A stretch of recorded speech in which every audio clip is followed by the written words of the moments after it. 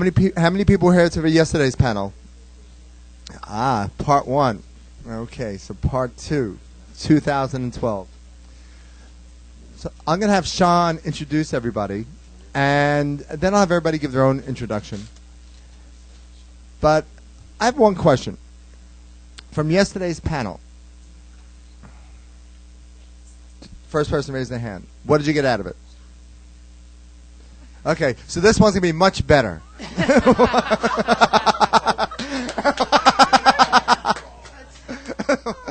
Have a good day. Have fun.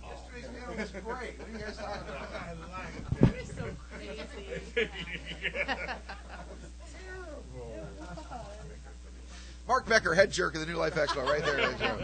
Testing 1 2 testing. Welcome to the Strange Universe panel. How you guys doing? Hey, hi, Bridget. How you doing? And yesterday's panel was great. Who was at the panel yesterday? It was good yesterday. It was interesting. It's always interesting. The whole point of the Strange Universe panel is that it gives me a chance. Once again, we had a television show that I was one of the original producers on called Strange Universe in the 1990s. Ran from 96, 97, 98. It was one of the first original programs on the United Paramount Network, which is now the CW.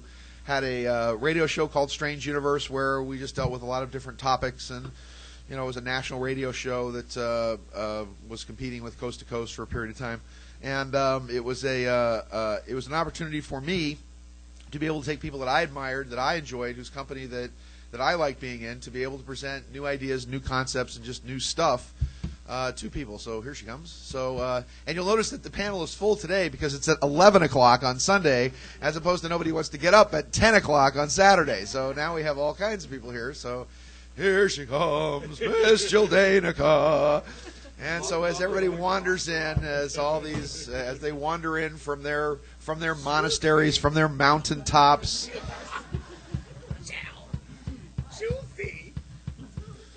Mostly from me. I know I'm juicy, so They're out there. They're mostly, actually, most of our psychics on the panel are all getting B12 shots from the hangovers from last night. So it's no, just kidding. All right, so let me introduce some folks here, and once. Oh, now don't be all mad. It's a joke, John. It's a joke. We call it humor on this planet. Okay, I know you don't drink, and you're as pure as the driven snow. I understand. Oh God. All right. Okay. All right. So. No, and believe me, I tried to get all these people to party last night. They're like, oh, no, I got to sleep. No, it's New York. All we do is sleep in New York. I have homework to do for tomorrow and have to study and all that stuff. So anyway, I had fun. So, all right. I did. Yeah, it was crazy. And let me just tell you that I have a friend who works in the building, a guy by the name of JT, who runs a casting company actually here in the building, who casts a bunch of movies in New York.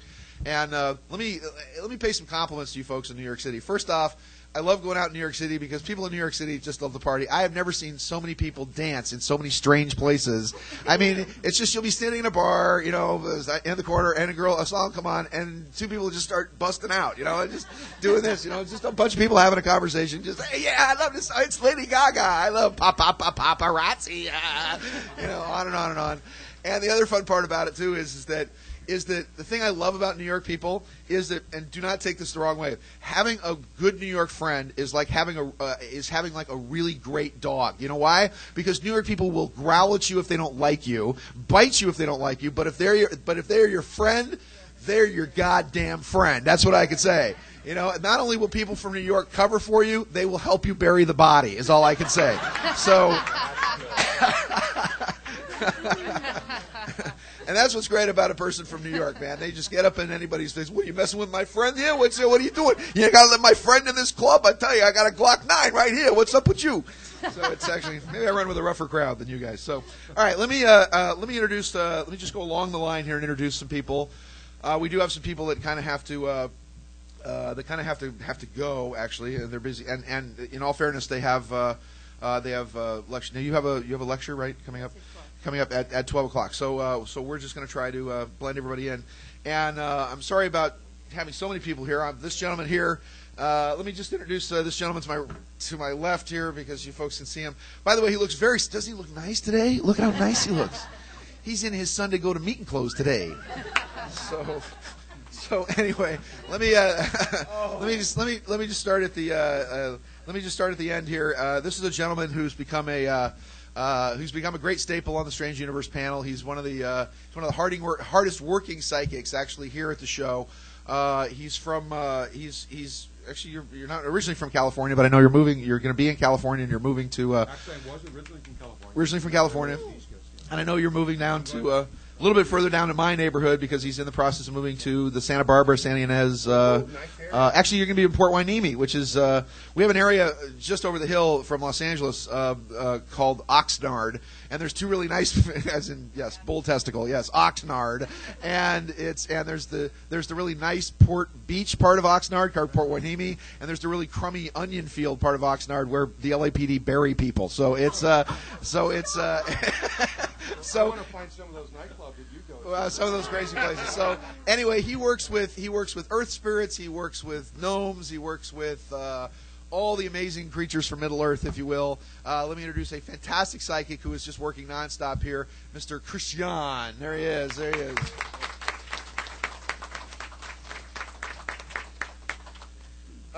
Okay, and I'm going to a couple of things I'm going to talk about here where we've got all right, Christian and Alexis. All right, so let me do this because she does have to go here in a second. But once again, a very skilled and very talented clairvoyant, very lovely, and I admire anybody that can wear a hat this beautiful. This is Alexia's Carter. I'm sorry.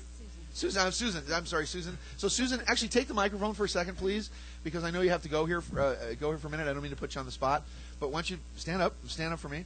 Tell the people a little bit about yourself. Give yourself a little bit of an introduction, and I'm going to let you go first to talk to people. So, because we're on a 2012 panel here, and because all of you folks not only speak to, I guess, the spirit world and other dimensions, and God, Jane, Jill.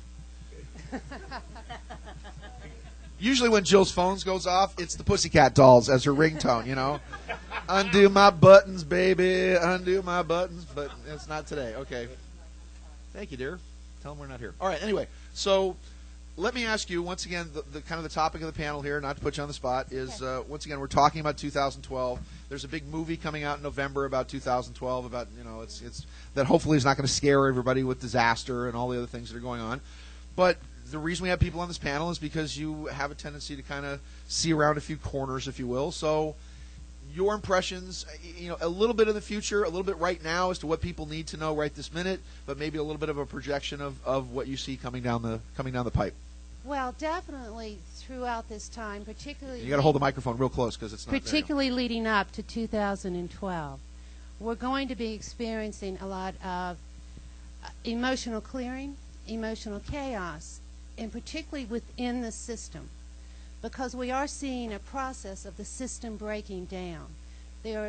I am an astrologer, and what is happening in the stars at this time, Pluto has just entered Capricorn, and we saw major transits in 1989, 1990, with outer planets moving into Capricorn. That's very significant because that was the fall of the Berlin Wall. That was the fall of a lot of the structure and systems. So that's going to repeat itself, absolutely, and it's probably very, very necessary. Also, we're seeing what hasn't happened since 1965. What happened in 1965? But there was a major revolution, a revolution of consciousness. That same aspect's happening in the sky right now. So we're seeing restriction, we're seeing the government trying to clamp down, more taxation, everything trying to become more structured, but we're also going to see revolution. So there's going to be a push-pull in those areas. That's very, very important. And another thing that's very fascinating astrologically are three major planets aligning in the sky right now that is going to have a major revolution in the healthcare industry. And we're seeing that happen right now. I think particularly what's going to happen is how we've been manipulated by the pharmaceutical companies, particularly in regards to prescription drugs, because we are a nation on drugs. Not necessarily... Yeah. And that's not... I wish I had some right now, as a matter of fact. Kidding. Joking again. Well, it was illegal in the it was illegal drugs. Everybody's in the on drugs except John Oliver, I might add. So John Oliver, no drugs for John Oliver. Sorry, Yes. Susan, go ahead. It was illegal drugs in the 60s. It's prescription legal drugs now that are just kind of doping our consciousness. But more and more we're becoming awake. And the earth is waking up, absolutely. And the way the food chain operates right now, and particularly the manufacturing of food that's destroying our planets and causing a lot of pain and suffering in an unnecessary manner, just so the fast food industries can make a lot of money, that's going to have to change because the earth is waking up and she loves her creatures and she's not going to put up with that anymore. There we go. Amen. Susan Hughes. Once again, Susan's going to be in the she's going to be in the Chelsea room at 12 o'clock. Master Astrologer channel, fantastic stuff. And as we're moving along, let me begin to kind of introduce everybody else here. She's been a natural psychic along with her mother. Actually, it comes from a family and a long lineage of psychics and sensitives and intuitives. She's been on television. I can't even tell you, how many times. She has her own radio show in Florida. She is based out of you're based out of Miami, yes? Based out of Miami, based out of Hollywood, Florida, of which Hollywood, California was named. And she needs really little introduction because she is a fantastic personality, an amazing psychic. Has been a great light for this particular movement in expanding consciousness and helping people all over the world. So, ladies and gentlemen, I'll just go down the line here, introducing everybody. Miss Jill Dane. So here's Jill.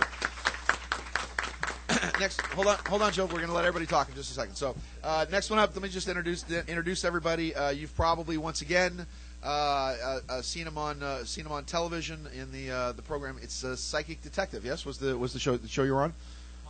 Haunting Evidence. I'm sorry, Haunting Evidence.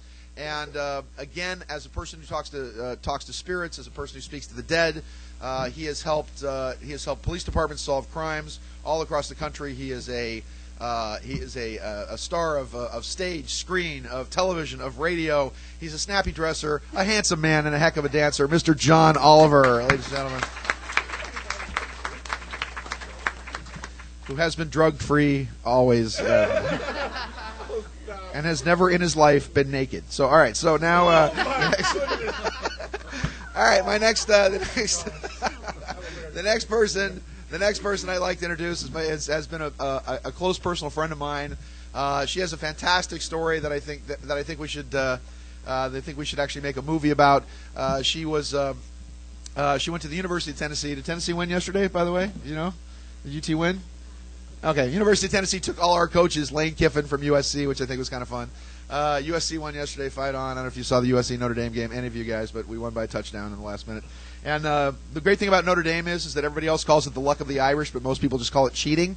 So if you actually saw the game, you'll know what I'm talking about. But she comes from I call this the ultimate Scorpio turning from the scorpion into the violet phoenix kind of story. Where she and her family were actually lived in New Orleans. They were victims of Hurricane Katrina. She lost virtually everything she had, lost her home, her family. I think your family's still living in like FEMA trailers down there. She came to Los Angeles with virtually nothing. We helped her and befriended her, and I personally saw what a talented, sensitive, intuitive psychic healer and communicator that she was. So I had the opportunity to introduce her to Mark Becker and had the opportunity to introduce her to all of you. She is my friend. She's a lovely, lovely, lovely lady, Miss Stacy Breeze, ladies and gentlemen.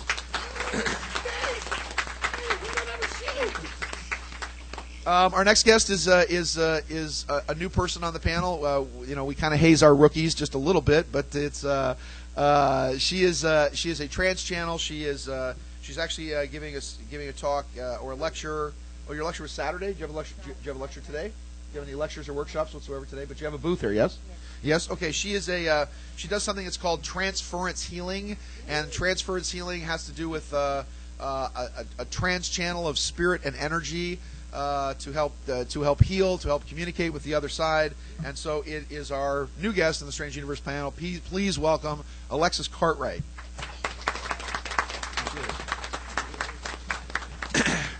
And of course, nobody sticks baby in the corner, ladies and gentlemen. But we just ran out of chairs. This man's personality could fill this room, brothers and sisters. He is dressed in his Sunday meet and go to barbecue clothes.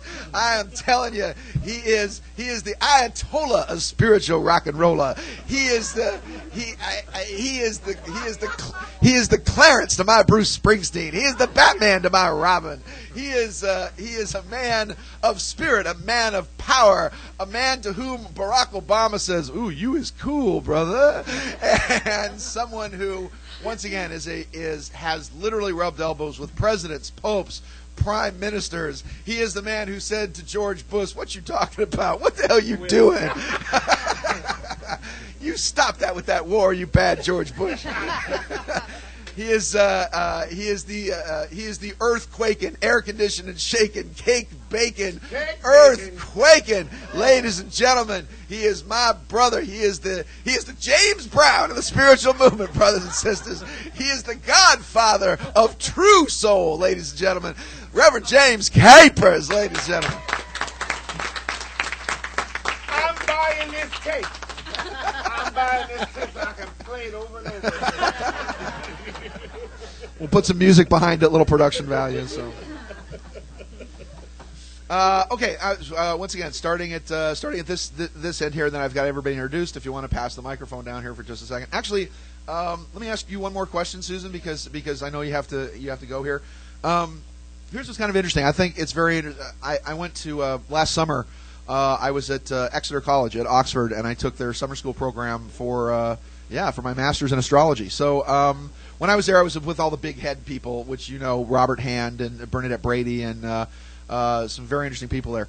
And let me ask you one thing: as a master astrologer, I'm just a talented amateur at this. There is a conjunction that I think that people should know about that I would like to open this with, coming up in. And let me give you my opinion, and let me get your opinion on this. Because coming up in July of 2010, on July 23rd, if I'm not mistaken, we have Saturn moving into Libra. Yes? Saturn moves into Libra. So here's what's interesting about this, and here's what is of concern to all of us. Pluto, the planet Pluto, is moving through Capricorn, and Pluto began to move into Capricorn 2008, right around the election, I think. Right? It was like November. It was right at the election in 2008. Before that, but then it retrograded and moved back, and it's just come back. But this is why it's significant, because Pluto is the planet of death and destruction and assassination and conspiracy, and Capricorn is the sign that represents finances, banks.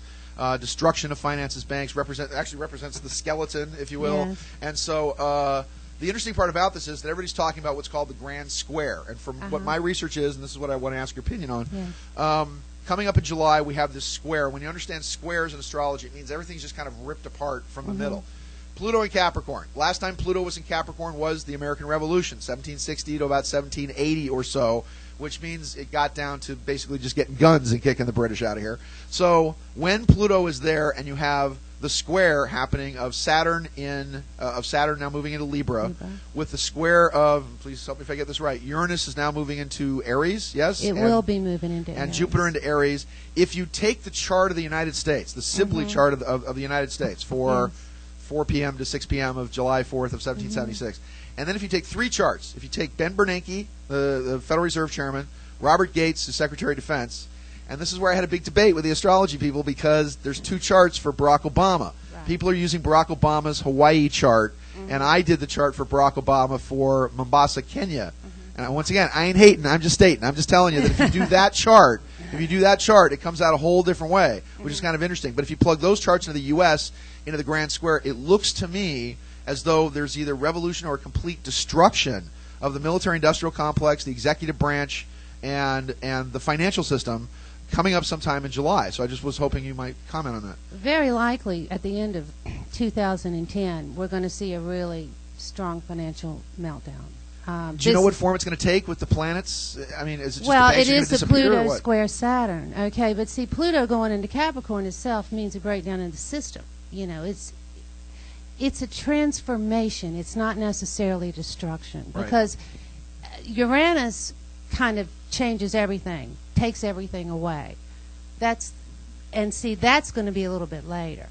But with Pluto, it burns whatever is no longer useful to us, and something rises new. Oh, interesting. Okay. So hopefully, but see, we all have a choice in this. You know, nothing's ever fated. If consciousness shifts, if consciousness decides to work, you know, at a more graceful, a more elegant state, rather than the way we have been kind of operating in this country from a very, very greed base. But you're going to see also a lot of things going on around, well, take back when our founding fathers in 1776, when Pluto was in Capricorn, we were dealing with something very significant. That was slavery. Well, we're still dealing with slavery. Oh, don't get it. Where do our clothes come from? They come from China, Indonesia, where those people are really in slavery but at a very low wage because they won't survive unless they do this at such low pay.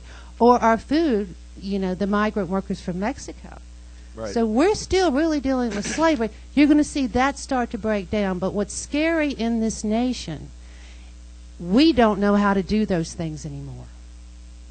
And if that gets cut off, we're going to be in big trouble. So everyone, please learn to become more self-sufficient. Know how to grow your food. Know how to make your clothes. I mean, because that may become necessary eventually. Okay, thank you. And Susan Hughes, ladies and gentlemen. And Christiane, why don't you take, because I'll just work down the way here. Now, you know, great respect, great honor to you, sir, because I've had some readings with you, and they've been immensely prescient. So thank you so much. And it's you can repeat that if you like. Okay, I've had some readings with you, and they've been immensely prescient. You know, what I get the feeling of, I had a weird episode about a week or so ago where I'm standing in my kitchen, and suddenly I got this vertigo, and it felt like my head was splitting apart, and like all my brains are being sucked out my right ear, and I started spinning. And so I'm on the floor looking at the ceiling, do helicopters, and the next day was the quake in Samoa. So my question to you is that, because being sensitive to a lot of this phenomenon, and I've been noticing, and let me put this out because hopefully this just verifies my reality. A lot of lower back pain. Anybody? Weird things going on with your legs and the hamstrings, the backs of your legs, headaches, neck aches.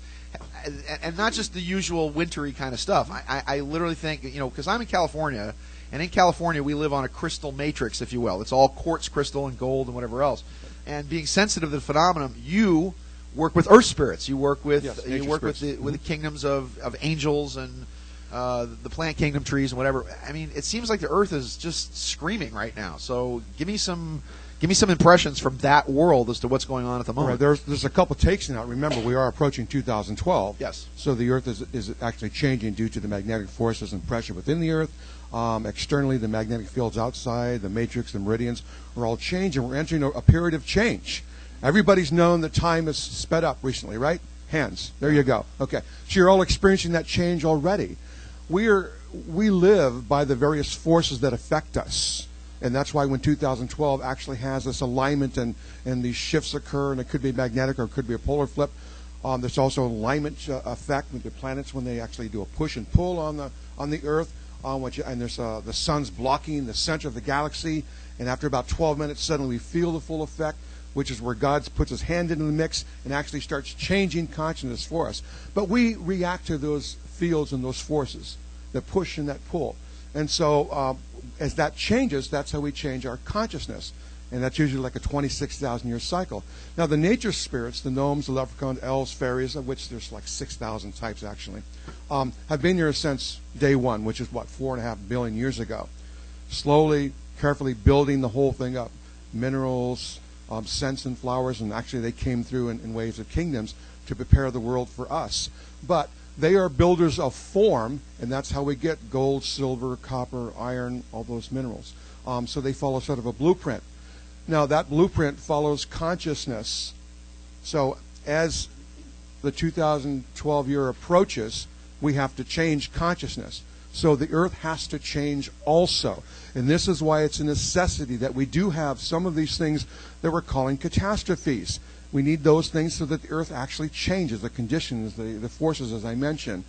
So we feel the effects and are now conducive to the state of change that will help us raise our consciousness.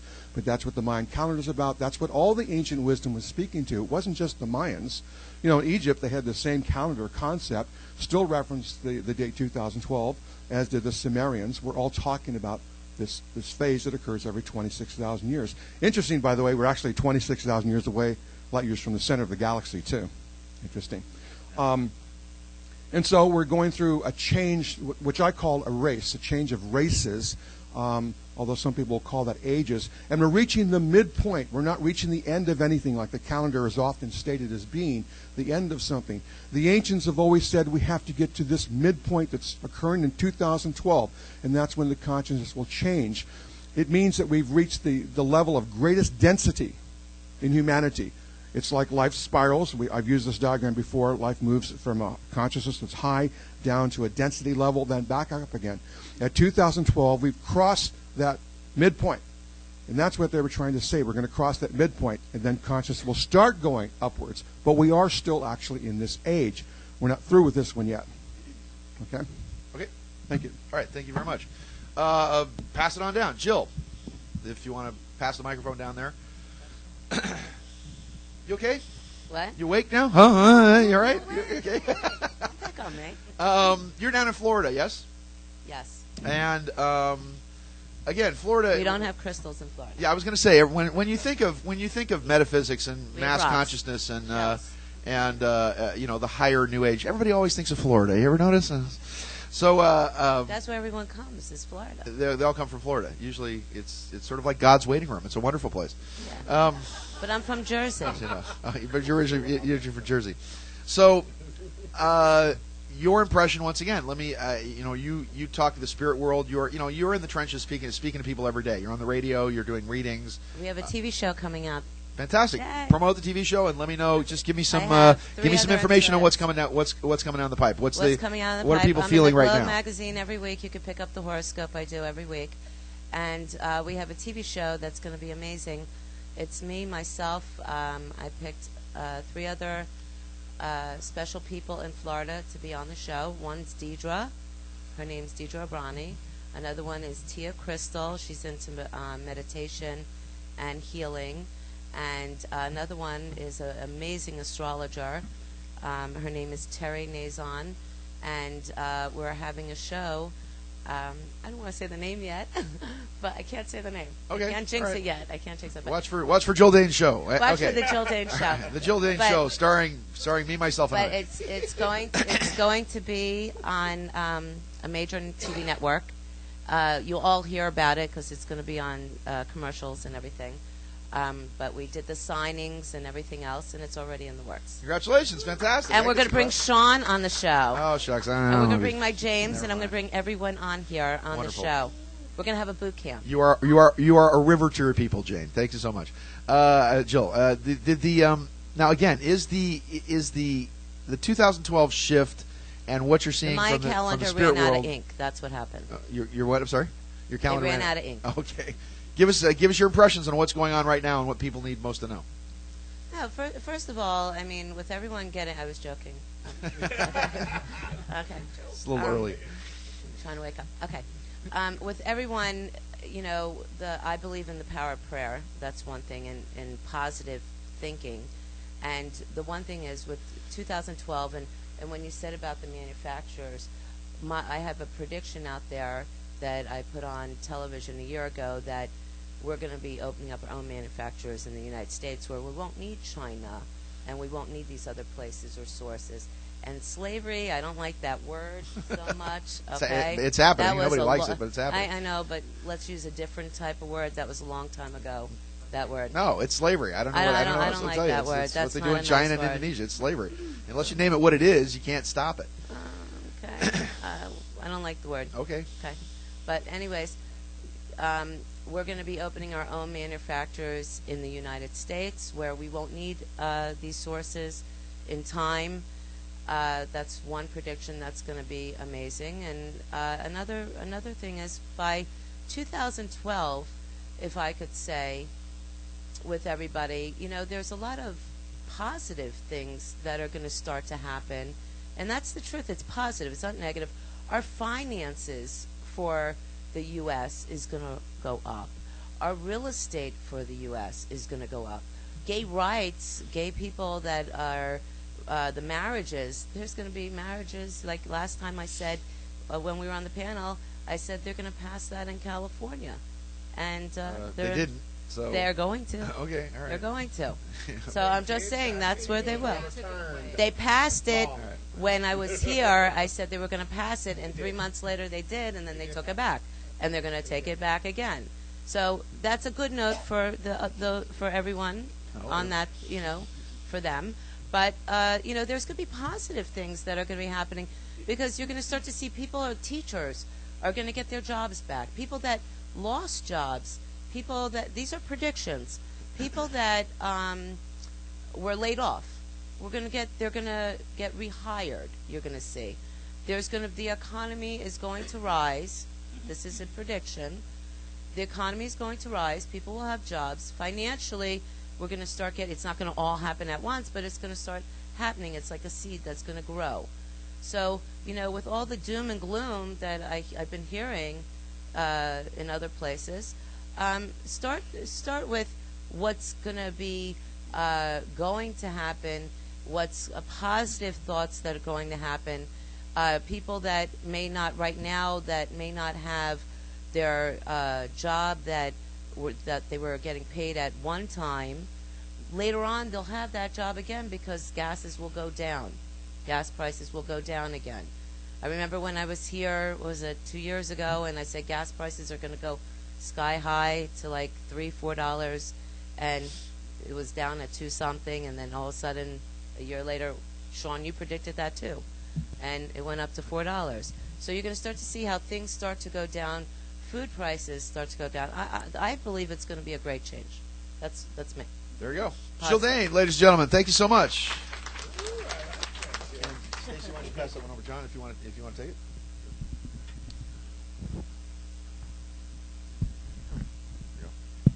Okay, so 2012. We have a lot of pollution in the world. We've talked about that a little bit. We've talked about the fact that we have environmental warming, and Susan Hughes has mentioned the problem that we have with the torture of animals. And you were reminding me of something that I tell sometimes in lectures, and that is when I was a little boy psychic. And I was walking in the grocery store. And psychics are so cute when they're little. Aren't you cute, little psychic? Aren't you cute? What's mommy thinking? What's you cute?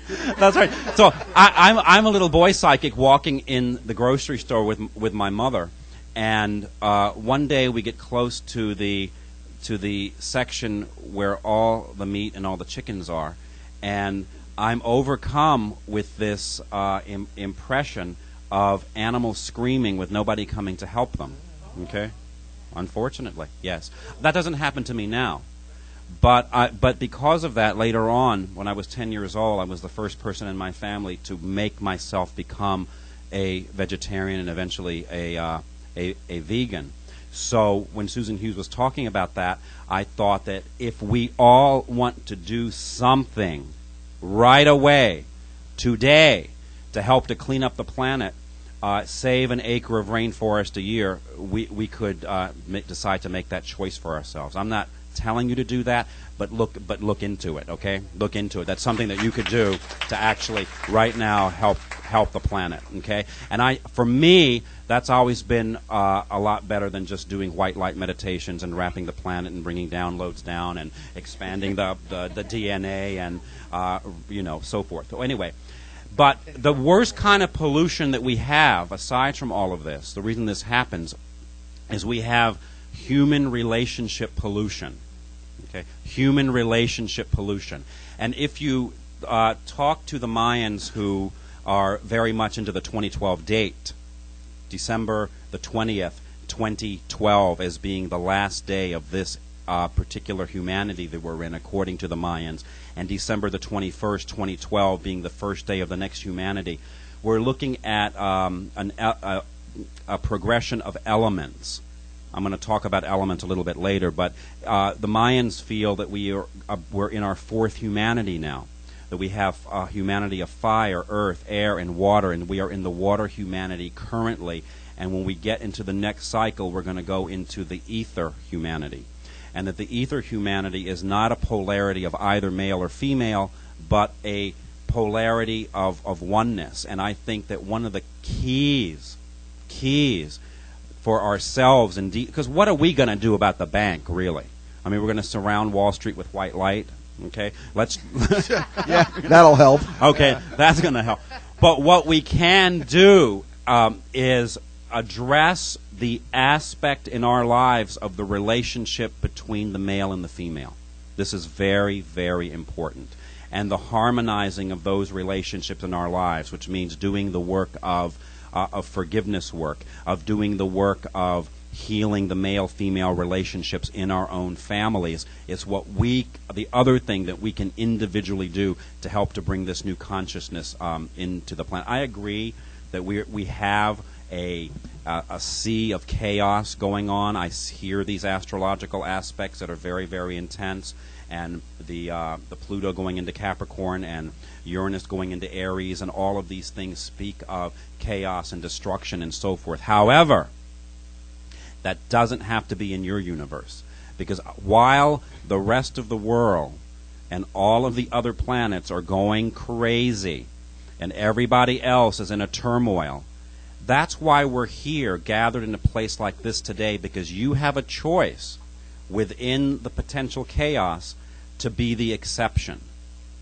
And that's what I think 2012 can be about for us. Everybody, I was saying this yesterday, Sean, everybody can have their own custom-made doomsday. Okay? You do not have to wait for 2012 or Pluto to go into Capricorn or Uranus to go into Aries. You can custom make your own doomsday whenever you want, but because you can do that, you can also custom make your own day of paradise and glory. Okay? Amen. John Oliver, ladies and gentlemen. Hallelujah. Here she goes. Take it away, darling. By the way, just one thing. Stacy has like way too much Virgo, so you can see she's got a zillion notes and cards and all kinds of things that are all very well organized. So Stacy's comments will be very, very well organized. So there you go. Stacy, take it away. Thank you, Mr. Smarty Pants. Take a breath. Take a breath. Actually, Slow. the reason for those of you that have had Mike, those of you that have had sessions with me and come to a few of my lectures, you know that I'm very visual, and I work with a lot of your spirit guides. So it's really hard for me to pay attention because there's about 200 of you in this room, but for me it's about 2,000. I see all of your grandmothers, the gnomes. I see all your spirit guides going up and down. Hey, can you tell them this? Can you tell them where the keys are? Can you tell them to be careful of this? Hey, hey, hey! And so it's just a little bit for me to hard for me to pay attention. So if I make notes, and then they kind of tend to not be so aggressive in trying to get that dying, life-altering message to you. So that's why I keep them. But to agree with Jill, I really think this is a time, it's a magical time, and you picked it to be here. And what I really think from working with the other side and what I've seen and what I've been told is I think that there are two major energy and light waves coming through. And it's essential for your spiritual growth. You have to remember you are a light being in a human body having human experiences, not the other way around. So you really need to remember that this is when your soul decided to come down in this human body. It's kind of like school. You came here to experience things. You didn't come here to check things off on your list and to get things done and get the bigger house and compare yourself to the Joneses and be skinny and beautiful, blah, blah, blah. You came here for the experiences of it. So remember, you're not a victim, you're a volunteer. And if you can remember that as you feel the vibrational frequency increasing over these next few years, as 2012 comes, if you can kind of remember that and just kind of try to work with your spirit guides. I have a workshop this afternoon that you're more than welcome to come to, and we'll do meditations, and you can actually meet them, and you'll leave with the whole communication system set up with them, because you need a little bit of extra help for what you're going to be going through in the next couple of months and years. Is it going to be challenging? Yes. Is it going to be worth it? Absolutely. Because you have to remember, as one of these waves of light is coming, I've named them because I have a 2012 workshop if you want to come to it on Monday evening. But one of them I named Oliver because he's all over you. He's actually coming through, and he's blanketing you and giving you. No relation to John Oliver. Not at all, no. But again. Who is a vegan and is drug-free. No. But the Virgo, the double Virgo in me, I've for my presentation on Monday night, I have Oliver, like OLIV, and then I have different things for you to remember, some of those things that he's going to be offering you. So he's going to be blanketing you with awareness. He's going to open the gates of higher consciousness. He's going to offer you light, wisdom, and knowledge. He's going to offer you absolutely new choices, new possibilities. I'm telling you, when this shift comes, you are going to have a new rule book. You're going to have a new guidebook. The little waiver that you signed when you came down to school saying, I promise to put this bag on my head and forget all of my gifts, forget that I can talk to the other side, forget that I can teletransport. When you signed that waiver and you forgot all that and you gave all that away, it's coming back to you tenfold. So it's... Hallelujah. So, you should. So, guys, listen. So, when you see the movie come out, and remember, Sean and I lived there, and now all the drama and the sensationalism of 2012, the end of the world, blah, it is going to be the end of the world as you've known it. Because you know what? You're no longer going to be stuck in this third dimensional, comparing yourself to other people. I need to be this. I need to be that.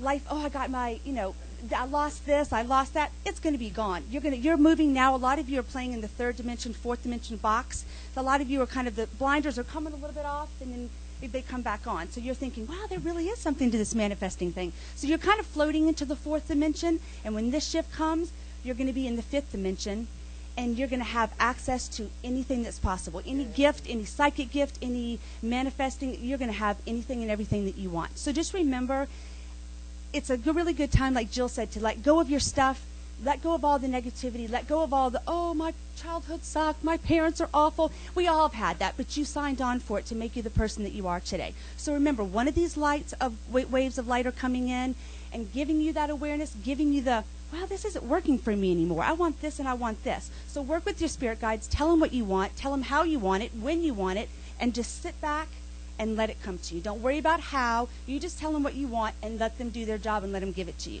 And then the second wave, I've called her Harmony, because don't be fooled by the name. She's the one that's going to come through, and she's working simultaneously with Oliver. I call them the twins. They're coming together, and they're working synchronistically. So as Oliver's coming through and blanking all over you and blanketing you with this higher level of consciousness, opening these secret gates and giving you the ability to go and, because this is all about, it's kind of like grad school. It's giving you the ability to figure out why you really came here, who you really are, and to remember who you are on your journey home. That's what it's all about.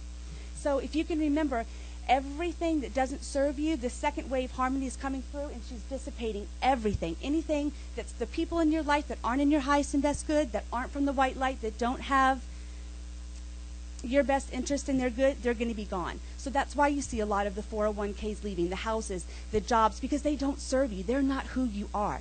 That's who society thinks you think that you need, but you don't need them, and they don't resonate with you, and they're not what you came here for. So they're going to take away all that's not you to help you remember who you really are. It's exciting.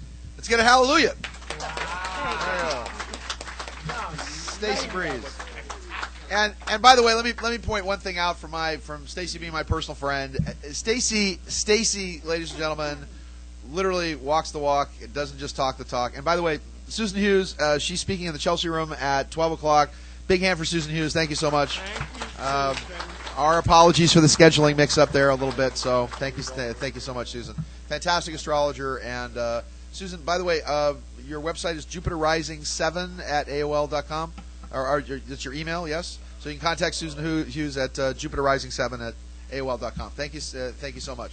So to complete my comment about Stacy, when she's talking about 2012 and she's talking about the apocalypse and she's talking about people who all lose their stuff in their houses and everything else, she's been through Katrina. I've seen the photos of her house. Everything that she had was completely destroyed. She literally came to Los Angeles with all of her stuff in her car. And so she's been the place where a lot of people are about ready to experience coming up in the next couple of years. So we need to give her some respect and some props for that because of what she's been through. Okay, coming from the once again our lovely rookie on the panel here who does transference healing and trance channeling. So I'm just going to let you kind of introduce yourself and what you do to the folks and the people, ladies and gentlemen. Miss Alexis Cartwright. I'm sorry, Alexis Cartwright. Hi, I'm Alexis and I'm from Sydney, Australia. So this is the first time I've returned. So I was touring the States for about 3 years, and Haven't been back for about 7 or 8, so it's really lovely to be back into the States again. Thank you very much. Basically, I can totally relate to everything's being said here. The global grid changes that are going on, the elemental kingdoms coming through. What initially started how I developed transference healing is that I was a psychic reader, and when I was reading for people, I could see and feel changes happening in their body. And I got told by Spirit I had to change the way I was working and to tune into the body. So I started tuning into the body, and I could see the genetic changes that were occurring before 1999. While I was tuning into the body and looking at the genetic changes, I was given a huge amount of information on the earth changes and how humanity is going into a time of transition. From 1999 to 2012, we were going into a total co-creative process. Our whole genetic nature was changing. We have left the third dimension and entered the fourth dimension in 1999 on the 11th of August at the Green Cross activation. What's actually happening? That was the eclipse, right? Yes. The eclipse, okay. And at the same time, the earthquake happened in Turkey that killed like 40,000 people right at the same time. Because what they actually said was that the earth changes would increase at this period of time, and it's all part of what you were saying down there. It's all part of the gridding changes that need to occur.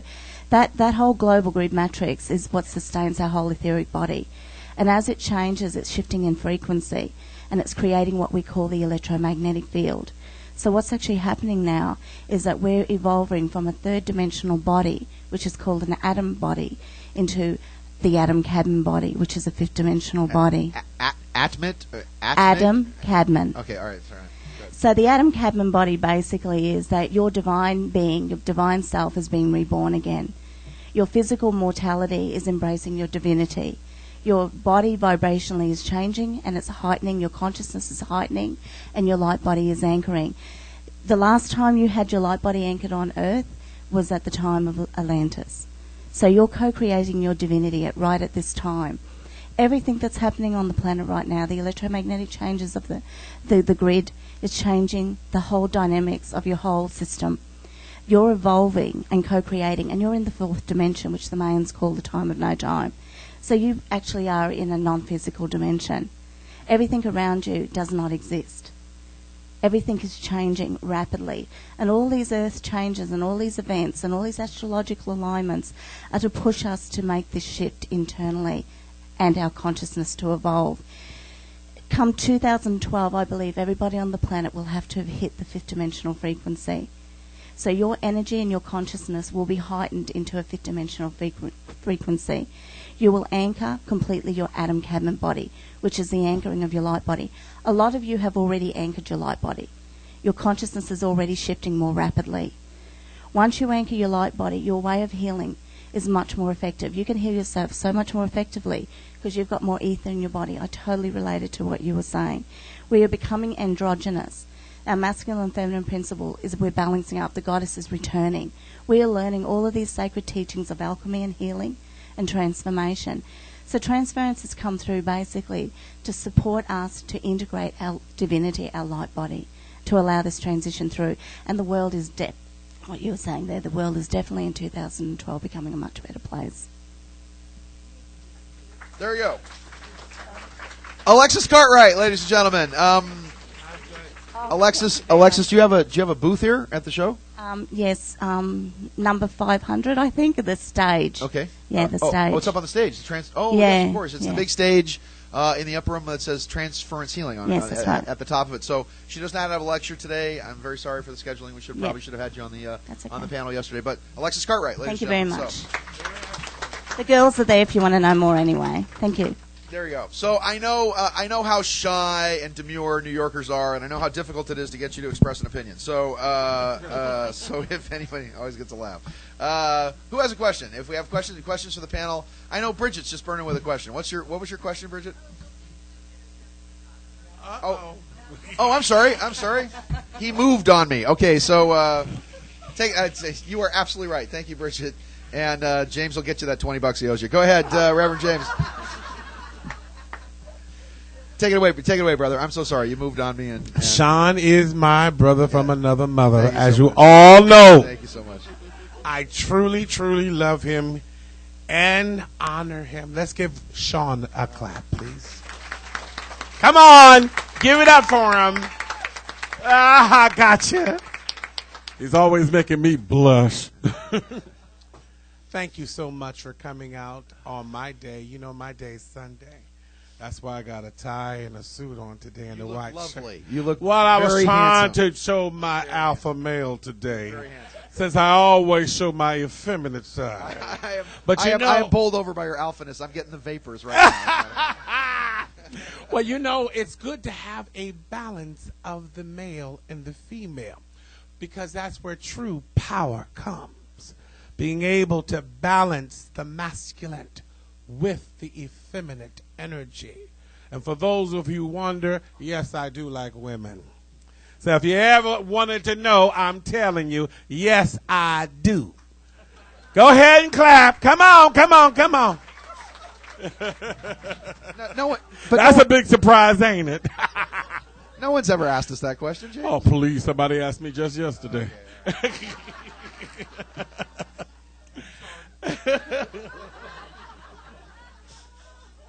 Well, the question about what's going on for 2012, I do have some interesting things to share with you. Just yesterday, I got a phone call from Washington, D.C., and it was one of my undercover people that works with one of the California senators. And the information that was given to me was that the bill that everyone's working on for health reform is very, very, very close to closing. And not only is it very close to closing, but guess what?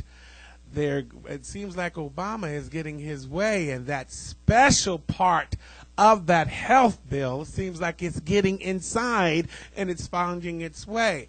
Now, a lot of you like me for the past 60 days were wondering, what the hell is going on? Are they really having committees that they're killing old people?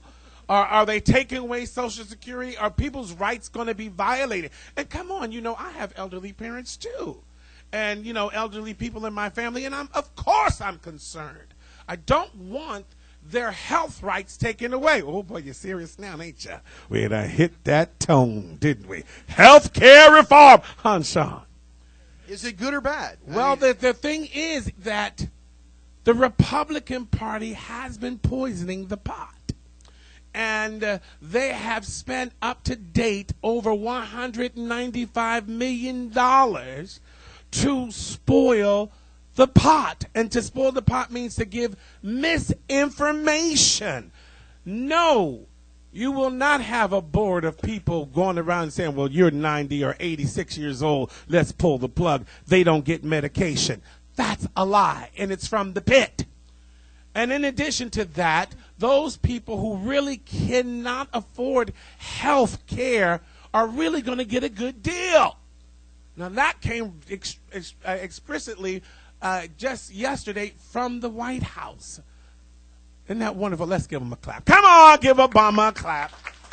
Now, my prediction, I did a radio broadcast before I left. It was in Kentucky. I said, why them Kentucky people want to hear from me?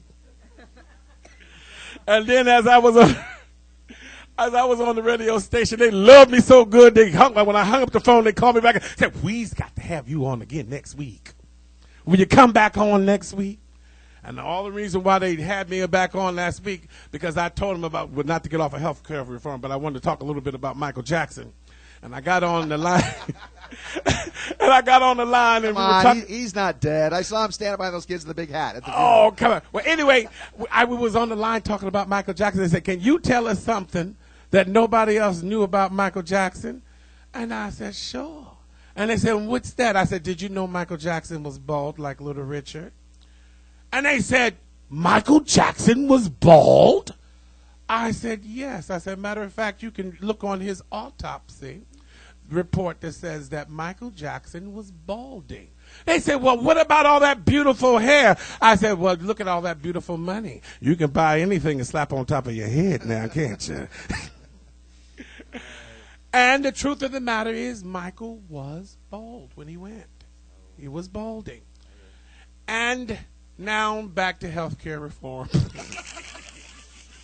Oh, yes, the dichotomy, the paradox, ladies and gentlemen. From healthcare reform to... I know, but I just wanted to stick that in because I forgot to say it yesterday about Michael Jackson being bald. But anyway, back to healthcare reform. People are going to be able to afford it, and that's the good thing.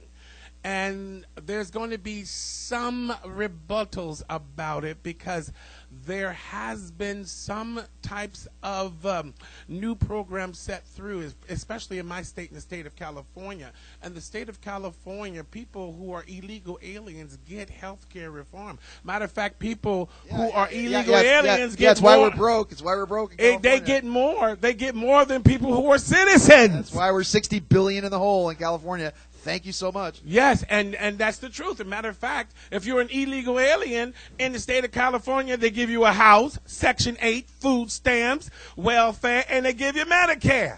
And then if you work all your life and get cancer and get no insurance, they take you apart and put you away. Actually, they take you to Mexico. And they take everything you have. And you know what? I'm sorry, this is the truth, ladies and gentlemen. We have people, hard-working people who have worked all their lives, husband and wives, and one comes down with cancer. They lose their house, they lose their income, they lose everything else, and then we have people coming across the border who are sitting up there living next door in a house that's $3,000, and they pay HUD $160. Oh, it's true. It's true. And then it got to the point so bad that you would go to the grocery store and see people with WIC and those food stamps cards and getting all this low-income food and going outside and driving these big old Lincolns and SUVs. So we wrote we wrote the governor about it, and the governor said, you're prejudiced. So I'm sitting down because I don't want to be Lou Dobbs. There you go. Reverend James Capers, ladies and gentlemen. And one thing you don't know about Michael Jackson, I am the father of his kids. Thank you so much. Thank you. Actually, Reverend, you'll think it's kind of funny. There was a conspiracy theory that Michael Jackson owed people a whole lot of money, and that his death was faked and that he was really alive somewhere. Here's how I know his death wasn't fake. The minute Jermaine started singing at the funeral, Michael Jackson would have popped out of the coffin and go, oh no, that's ridiculous. That's ridiculous. No, you're not going to be singing at my funeral. No, I know I was supposed to be dead, but no, I'm not dead. Because I quit the Jackson 5 because of you, Jermaine. No. And and that's right, Sean. You really are psychic because that is why he quit. But the messed up part about it is that they're going to pin his death on his doctor. Yes. And the joke in Southern California is when a rich white man dies, a black man's got to pay. Okay, it was funnier then. All right, never mind. So because the doctor is okay. Let's. All right, we've got half an hour here. Who's got the most burning question? Who's got the most burning question? Okay, this nice lady here is very sweet. Come on, Snake. Come on. Yeah, I will repeat the question for the audience and for the tape.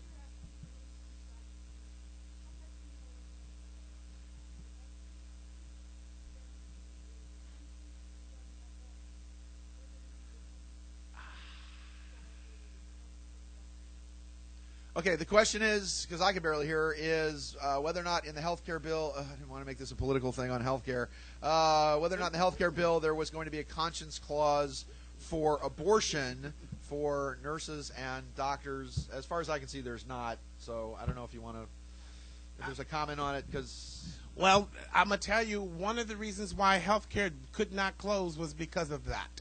They did not want to pay for abortions for people and have the American people tax dollars go that way. However, you're wrong. There is a clause inside of it right now, and I don't know the specifics of it, but that was something that was brought up yesterday about abortions and the government tax-paying dollars being paid for them.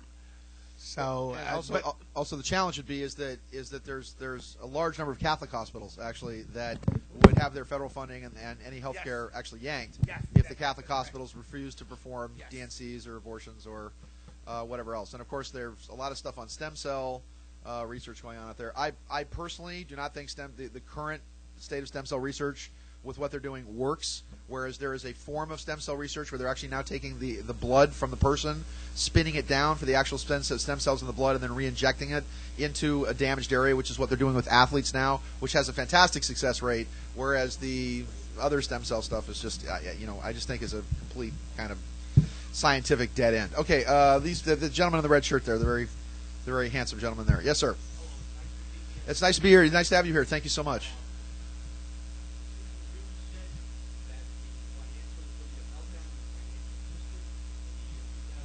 Yes, sir.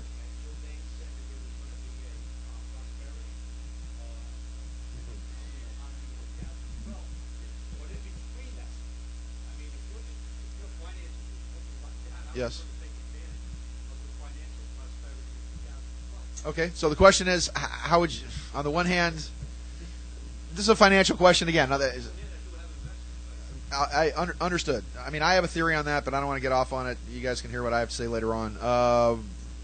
Interested questions, there does seem to be a dichotomy between the predictions on this. Any ideas? Anybody want to take it? John, you want to take it? Grab that microphone there. Okay, this is very, very simple actually, because you see both things are correct. While we're going to have systems that are going to collapse, you have a choice as to whether or not you're going to participate in that system or not, yes, or whether you're or how you individually are going to relate to that. Because you have a choice to be cattle and to follow what's happening in a system and just go down with it, or you have a choice to be an individual and do something else. So while everybody else is in chaos and the banks are collapsing and real estate gets worse for most people, that doesn't have to be the case with you, but you're going to have to get conscious, use your intuition. And I really am a big believer about this, what Stacy was saying before, that if your chief feature in all of this is greed, because you truly, when push comes to shove and you believe that your home is in the physical, then that's where your redemption is going to come. And if the physical is not going to be redeemed, you're going to go down with it. But if your home is in the spiritual, that's where you will be redeemed. I was saying yesterday, it is very, very difficult. In fact, it is excruciatingly painful to think that you're a spiritual person, but the first time something goes wrong in your life, you reach out here to try to manipulate the physical world rather than go inside to try to make a change. So both very good. good. Very insightful, very wise. Very wise. Can I say something? Hold on a second. Stay, okay, Jill. Because I have Jill to go leave. and then Stacy. Okay. And I have to leave. I know how busy you are. I know. No. You're like Los Angeles. You show up late and you leave early. So. I'm sorry. So Jill has to do a premature evacuation, ladies and gentlemen. So it's. No. First of all, a year ago in January 2008, in the Boca magazine, I predicted that the stock market would crash by July, and I also said it here on the piano that it would crash by July. And when everything goes down, things tend to rise. Remember that. You can't go any further; it will tend to rise.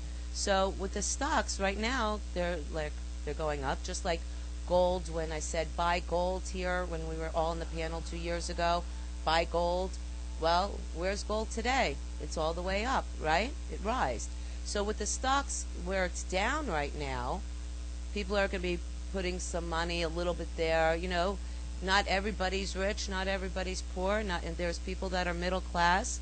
But what I was trying to say by 2012, and I believe even before 2012, and I just don't understand the year, because the Mayan calendar said 2012 and astrology the Mayans have said it, the Aztecs have said it. There is time coding in the Great Pyramid that says 2012 to 2014 will be a great period of change. The economic forecasts are saying 2012. It's a crux point. It's a good positive change. It's a crux point. A good positive. Yes. Well, do you remember in 1999? Yes. Do you remember 1999? Yes. Okay, everyone had fear in their head, didn't they?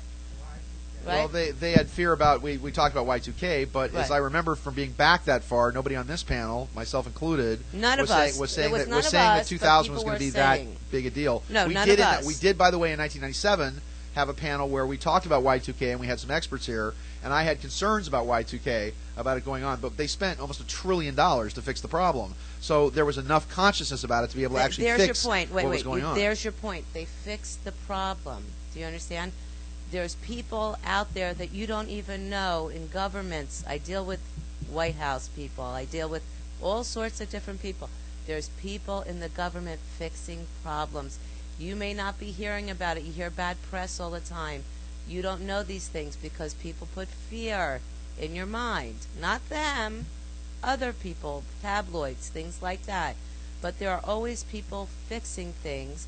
So what I was trying to say when this gentleman said, well, 1 year, what do you think, 2000, by the end of 2010, 2012, you're going to start to see by 2012, 2011, even starting with the end of next year, how everything will start to rise. You're going to start to see how things will change. There are people fixing, like Sean said. They fixed the Y2K, right? And then what happened in 2000, exactly January? Did the world end? Did the computers crash? No. Was it a sunny day? You woke up, right? But the day before, or 2 days before, people were in fear, correct? So by 2012, that's why I keep saying jobs will be available. That's where people will be making money too. A lot of people don't have jobs right now or throughout the world. You're going to start to see a lot of different changes with the world financially, emotionally, and mentally. Okay. And thank you for having me. There you go. Thank you, Jill. Stacy? And I will be speaking at 3 o'clock. Jill's actually in this room, Gramercy Park. I'm sorry, she's speaking at 3 o'clock. John Oliver speaking at 2 o'clock. James Capers is in the Kips Bay room at 1 o'clock. Susan Hughes speaking now. Stacy Breeze, we're not done yet. We got half an hour left. Stacy Breeze is going to be in the Tribeca room, giving her talk at 3 o'clock. A fantastic workshop there. My good friend Dr. Susan Shumsky, who's in the back passing out some flyers, she's going to be speaking in the Village room at 5 p.m. and then I'm from 5 p.m. and then through whenever. So I spoke yesterday. you have to. Okay, all right. There you go, Jill. All right, Stacy, why don't you? No, I'm good. Okay, all right. Let me give you a. Thank you, Miss Dane. Go out this way. Well, you can go out this way. Where are you supposed to go? Oh my God! You did that to me. You did that to me. Watch out for the bad guy. Let me give you a quick nuts and bolts answer to this to the gentleman's question. Again, sir, did you hear me talk yesterday at all? Sir, the gentleman that asked the question. All right, I'll just answer for you. Having some experience in this and being rather world-renowned for predicting stock market cycles, and I talked in June and I spoke in March that by the fall we would see the stock market back over 10,000. I was the person that predicted that the stock market would go down to 6,500 when it did last year. I told you gold would be over 1,000. I'm still looking at my projection of silver at about $25, and silver's up to about $17. The bottom line, to answer your question, sir, is that there is what you're about ready to see. You're about ready to see this quarter being one of the worst quarters on record, and that the government is now hoarding about 90% of the stimulus money. They printed about several $1 trillion of stimulus money, of which they've only spent 10% of it. So what you're going to start seeing is that by next year, they are going to start dumping dollars on the market. And my biggest suggestion for all of you is get the heck out of the U.S. dollar, because the U.S. dollar is going to tank. And what that's going to do is just going to create hyperinflation in some areas and hyperdeflation in other areas. The deflationary cycles are going to be things like automobiles and property and houses and mortgages. They've got all kinds of property in the upper 90s right now here in New York that they can't sell, bargain rate prices. But where the hyperinflation is going to happen is everything that's consumable, gasoline, everything from gasoline, tobacco, alcohol, toilet paper, foodstuffs, everything you buy at the grocery store is just going to go through the roof. But at the same time, you're going to have Obama announcing that he's going back to space. You're going to have this massive war in Afghanistan. It's going to be the death of 1,000 cuts. The whole idea is that no matter what you're being told about healthcare and all the other distractions, the real prize here is control of the U.S. dollar. And once they destroy the U.S. dollar and replace it with what they call SDRs, which are the secured deposit reserve, which is going to be a basket of currencies, if you will, because the Chinese have said they won't have the U.S. dollar anymore as the reserve currency. The Europeans have said they won't have the U.S. dollar as the reserve currency. They no longer want to trade oil in U.S. dollars, and this is the unfair deal right here.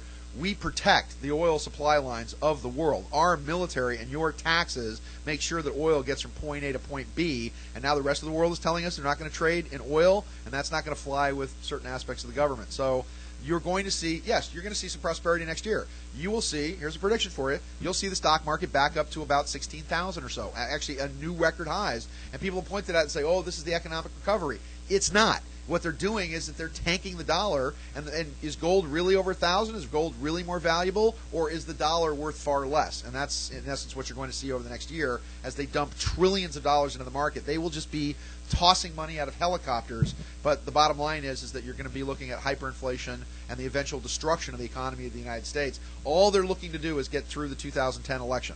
That's all they're looking to do, is increase the economy through then.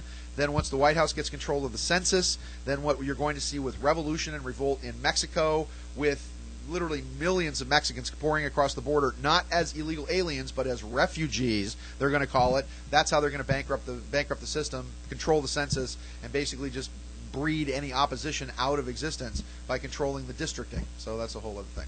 Sean, can I add something to that? Yeah, of course. Go ahead. Because Jill left earlier. Okay. I don't know that the government's actually fixing things like she was indicating. I wanted to debate that issue. I think they're causing the problem, and I think there's an Illuminati connection to this. I think the whole thing deliver the mail. I think that health bill has an attachment to the end that's actually giving up more of our economy, the Federal Reserve System control. Yeah. And I think the government's actually part of this, and I don't think. Thank you. A voice of reason, the government ladies and and gentlemen. finance and all of these are going to work. Your investment, your question, I don't think the system is going to work the way it does now. I think it's all going to change. So we have to be looking for ways to bring about the change, Yes. but we have to eliminate support of the way the government and others are trying to tell us how to bring about the change. Right.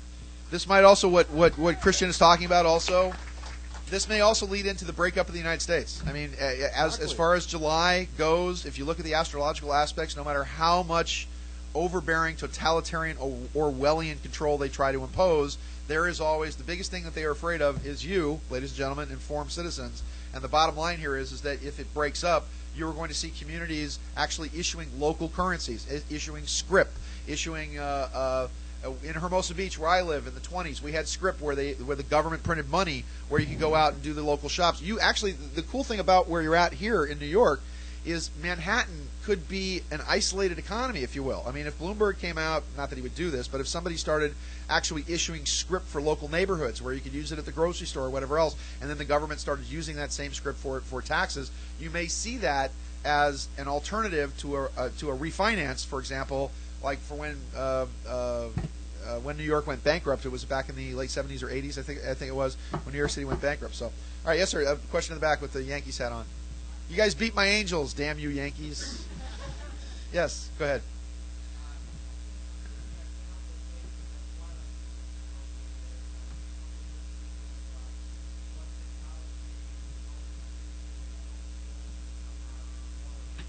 Yeah, exactly. And water was most valuable. He says the Twilight Zone episode where rich people bought gold and water was the most valuable thing. Yes.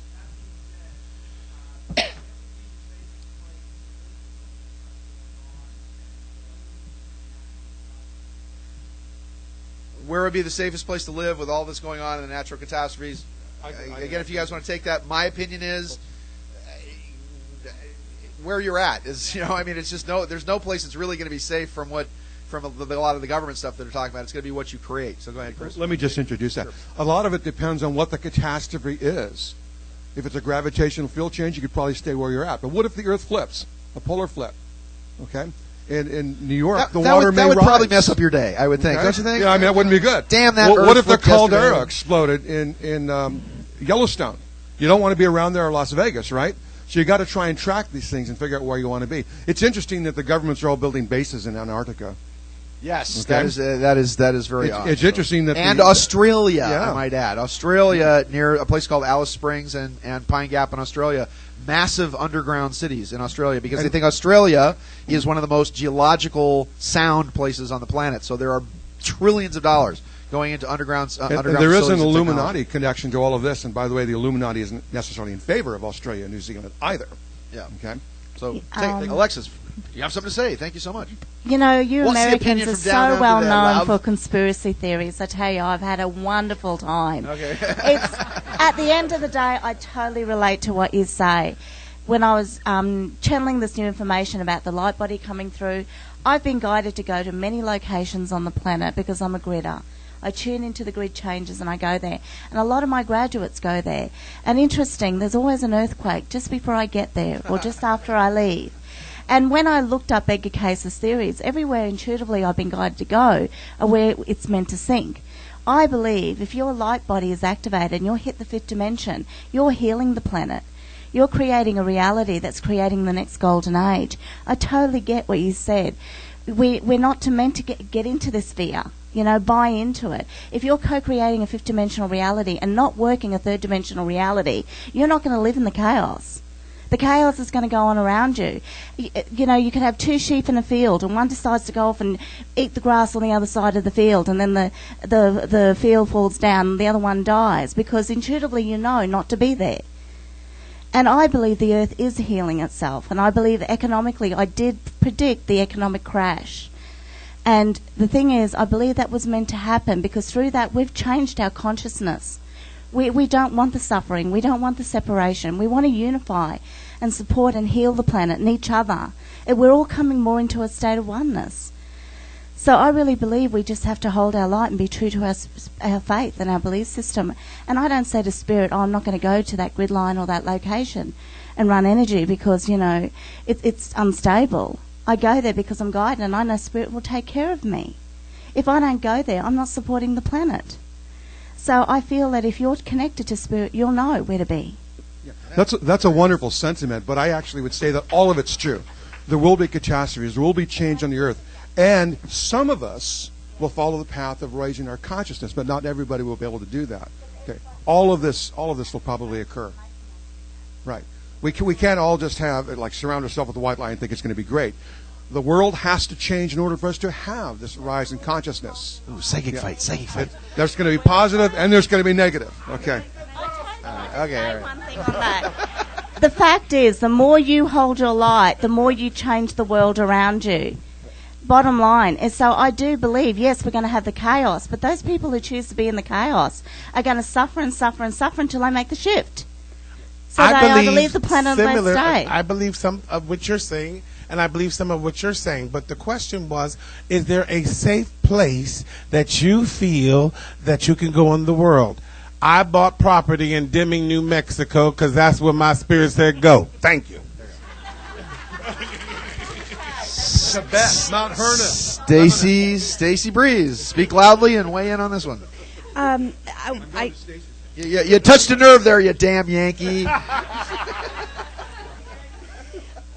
And I was going to mention this earlier after Jill spoke, and I thought, no, I'm not going to I don't want to really sound woo-woo, but basically what it boils down to, what is the safest place where you're supposed to live? It's in your thoughts. And I know that kind of sounds like la la la, but I'm telling you, your thoughts today are creating your experiences tomorrow. So you don't want to have to worry about what's going to happen between now and 2012. Turn off your TV. Don't start your day with the crash and this and all this negativity because you're putting it in your energy field. What you're thinking, you're putting it out. You're sending that vibrational frequency. The universe loves you. The second you ask for something, it's an emotional escrow for you immediately. But we're in this third dimension, and we don't think we deserve it for whatever reason. That the things that you thought that you know that you deserve that should be coming to you aren't. It's because your thoughts.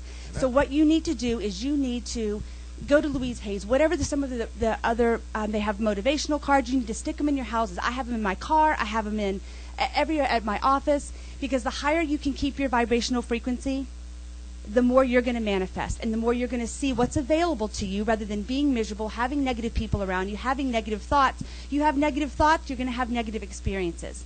So you want to worry about the safest place. You want to worry about your money. Go inward and tell your spirit guides and tell the universe what you want, how you want it. Don't sit down in a restaurant and give your order and then turn around and be the one and take the order, then turn around and run to the kitchen and cook it, and then be the expediter and run out and do it. Just place your order. That's all you have to do, and just relax and let the universe bring it to you. Amen. Don't get caught up in all this fear.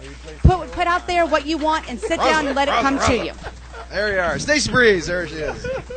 Turn off your TV. How can I start my day without knowing what Hoda and Kathy Lee think, huh? Yes, sir. Yes, sir, in the back. Yes, sir.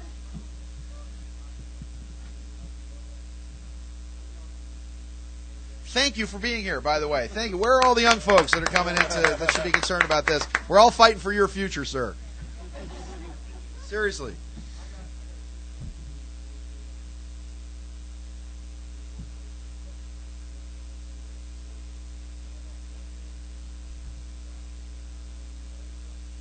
So let me just repeat this for the tape. So you have two parents. They argue about this. One parent thinks 2012's a disaster. The other parent apparently doesn't.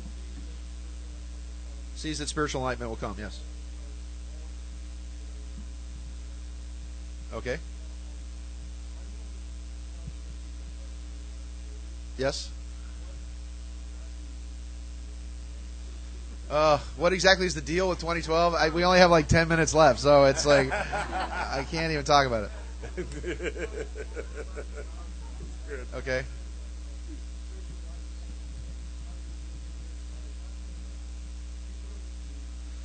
People are going to be screwed. People aren't going to be screwed. Well, that's the beauty of the panel. It's different opinions. So.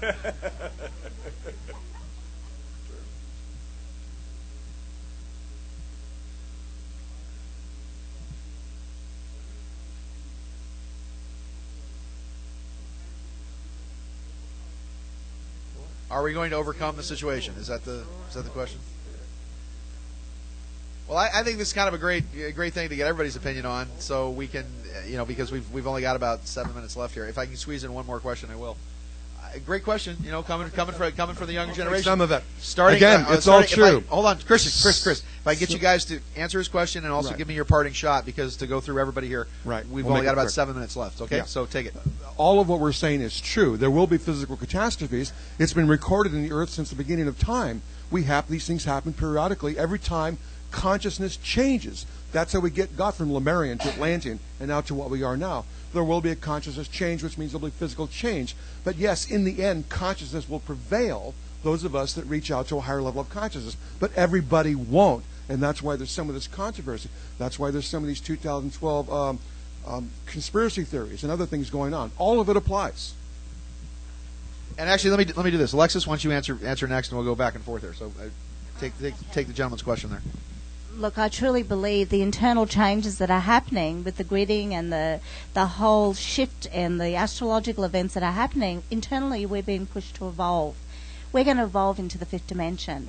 And I actually think come 2012, you're going to have a polarity. You're going to have the most enlightened being, and then you're going to have the one that's the least enlightened on the planet. Who is that going to be? Because ultimately everybody will have to evolve into the fifth dimensional frequency.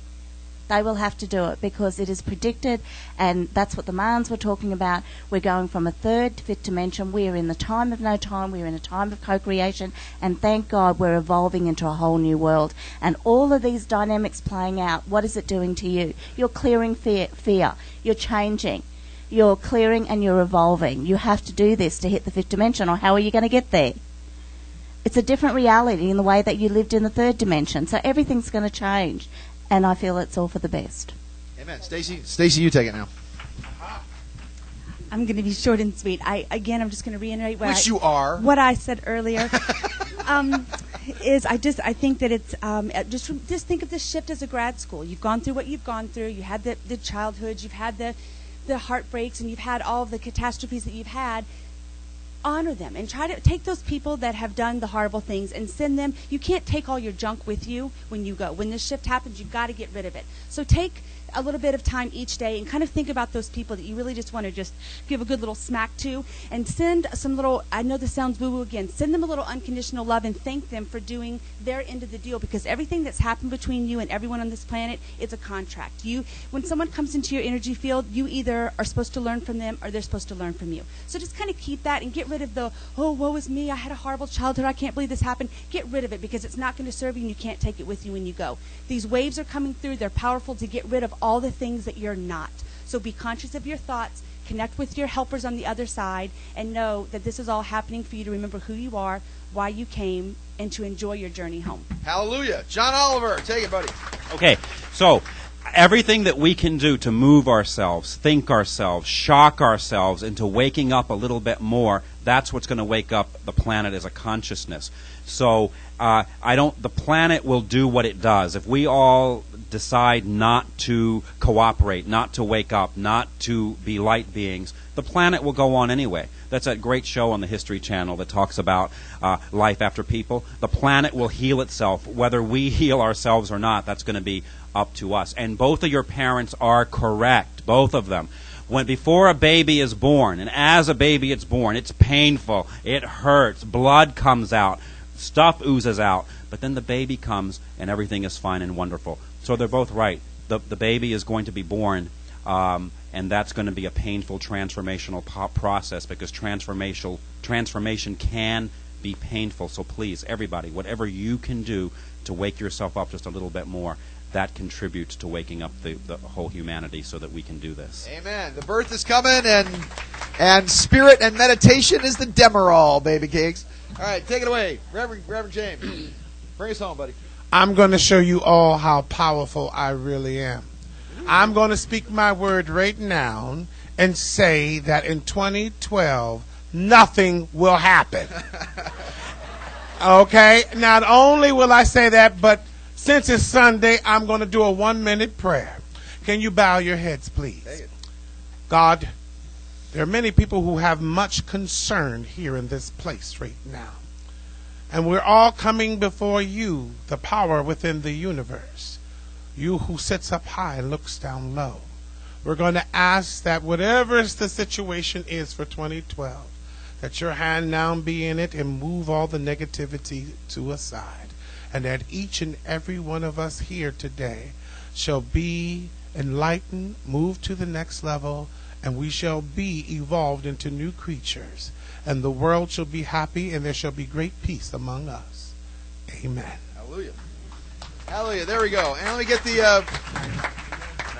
get the last word here. We are floating, all of us, on a sea of possibilities, and we're surfing waves of realization into the shores of manifestation. So I think that's the California thing. Let's do and actually I'll have you do one kind of.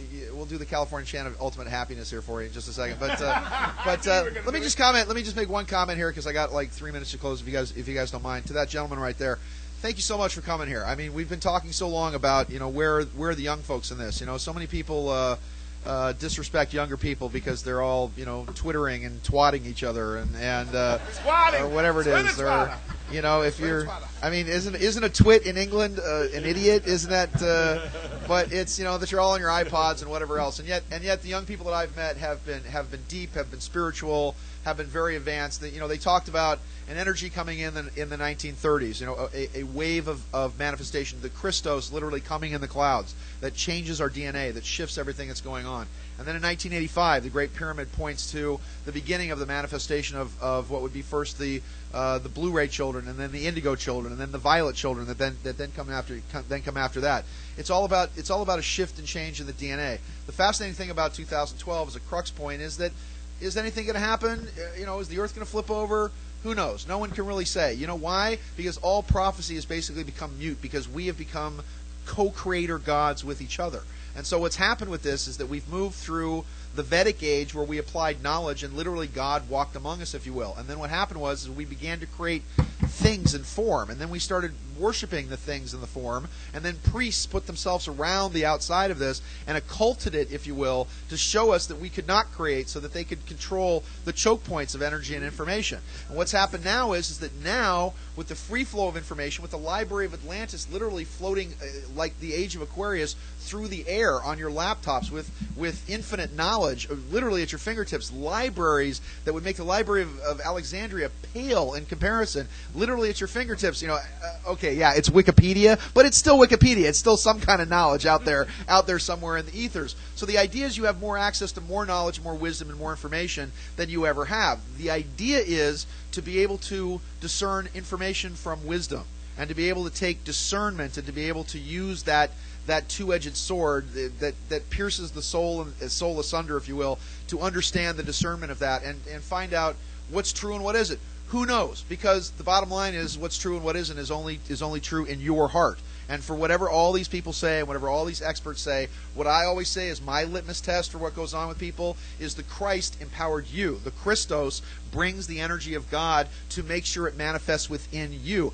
I'm not even a teacher. I can't teach you anything. I tutor you because you are infinite radiant beings where there is no death, there is no time. We all started in eternity past with God the Creator. We will end up in eternity of the future with God the Creator. And all I can do is remind you how magnificent and stupendous you are. Give me a hallelujah to that. Hallelujah. So all these folks remind you of how spectacular you are. Remind you that this generation, these people here, you have a responsibility right now because you have been spoken of in prophecy. You have been whispered of by the Mayans. There have been stone monuments built to you that predict this particular period of time right now in history. So leave it all behind, leave all the crap behind, and seize your destiny. Become the angelic beings that you are. Grow those wings out of your skeleton, so to speak. This is why I wore the shirt today, actually, because it's Halloween. So there we go. But feel the manifestation of the wings coming out of you. Develop the 12 chakra energy system that's radiating through your body. Listen to all these amazingly wise tutors here who have the experience, who've just gone on a little bit ahead, who've said, "Come on down this path. It's not so bad. There's not a tiger in the bushes. Things are going to be okay." And God bless you, sir, because we are doing this for the younger generation, because you are going to inherit the world that we ultimately make. And so, therefore, we're going to do the California chant of ultimate joy and happiness, whether you like it or not. Put your hands out like this, everybody, and go like this. Go pa, pa, om, ma, ma. Now do it fast. Pa, pa, pa, oh, mau, mau, pa, pa, oh, mau, mau, pa, pa, pa. It's a strange universe, and we just work here. Thanks a lot.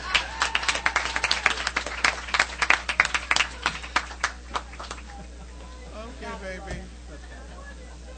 You're so awesome. A great job, young man.